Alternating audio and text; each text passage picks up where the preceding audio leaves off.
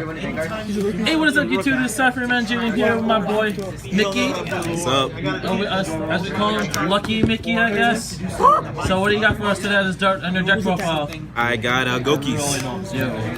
Okay. Alright, you ready to get this started? Yep. Alright, cool. Alright, let's do it. Alright, first up, triple Suplex. One of the best normal summons in the whole deck. Upside down. Oh, whoops, my bad. Beautiful. Thank you. Yep, no problem. So triple Suplex, really good normal summon in the whole deck. Like, and it's also like a really good extender when it comes to the invoker plays that I have. I play triple Twist Cobra. Normally people optimize with 2, but I rather prefer 3 because I want to see as much Gouki's as possible. A lot of consistency with it. Next, the only 2 Headbat. You only really need 2. 3 is a bit clunky if you want, like, I guess, but no, 2 is a pretty good ratio for me personally. You need 2 of these Octo Stretch because 1 is a brick. If you drill into this, it's over. Your combos are dead. It's like when you have this in your hand, it's really nothing you can do. Like your soul plays are dead. You can't special summon. You can't even make your Link Karibo with this. You just keep it at 2, please.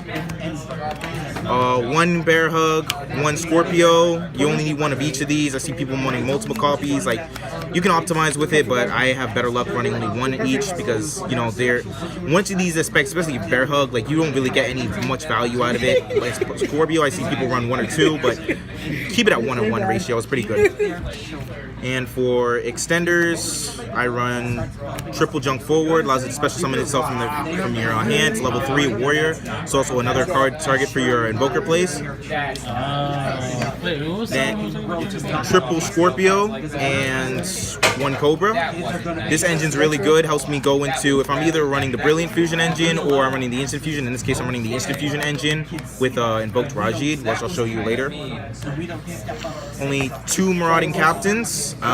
Don't really go into him that much because he's not really that necessary, but he's a pretty good extender overall. So he's okay in most scenarios when you just use him and you get Predator Plant as well, and then you just pitch a card from your hand. Mostly you would pitch a hand trap and you can revive it back with like Firewall.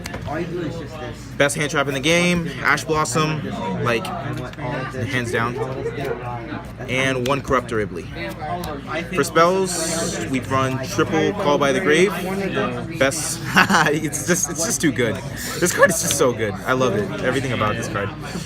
Double Gouki Rematch. Self-explanatory. Just gets you back up for your Firewall plays after when you have like a sold plus another card. 1 World Legacy Succession. I've had a lot of success with this card recently, so I don't play more than 1 because it's like I don't want to always see it. Plus it's once per turn, I believe. Yeah, so you don't really want to see it that often. For the targets for souls, we have these 2 equip spells: Divine Sword, Broken, Moon Mirror Shield. It's actually funny.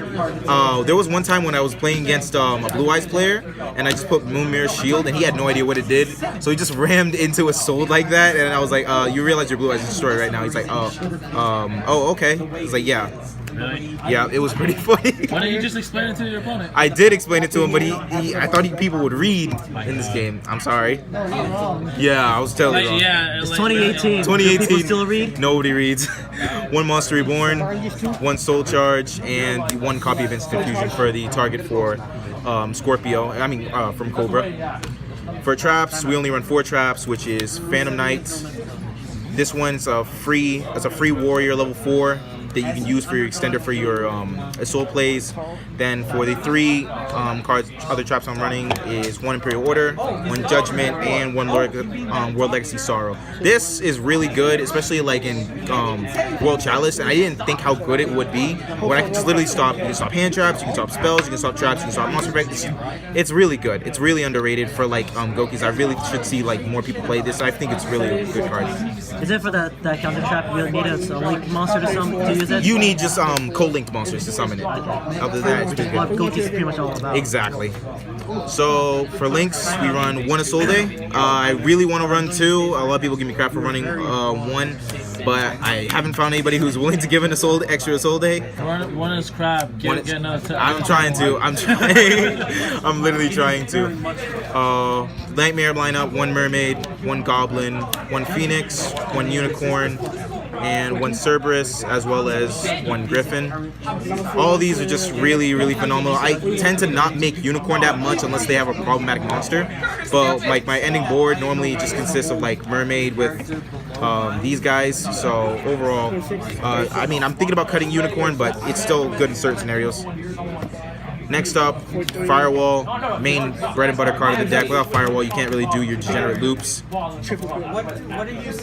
For my other ones, obviously the one Tri-Gate Wizard and one Underclock Taker. Tri-Gate, self-explanatory, really good. Underclock is just for the fill-in for another Isolde until I get my hands on one. It's not terrible sometimes, because I do make a board with like Underclock, Phoenix, and the Nightmare Goblin, and I'm just like, I can just sit here for a while. They can't target it with card effects, or they can't destroy it by battle, so it's a good lock for a bit until I have enough resources to continue off from there. The other little niche thing I do is I play one Binary and one Eurycleus. The reason for this is for Eurycleus' skill.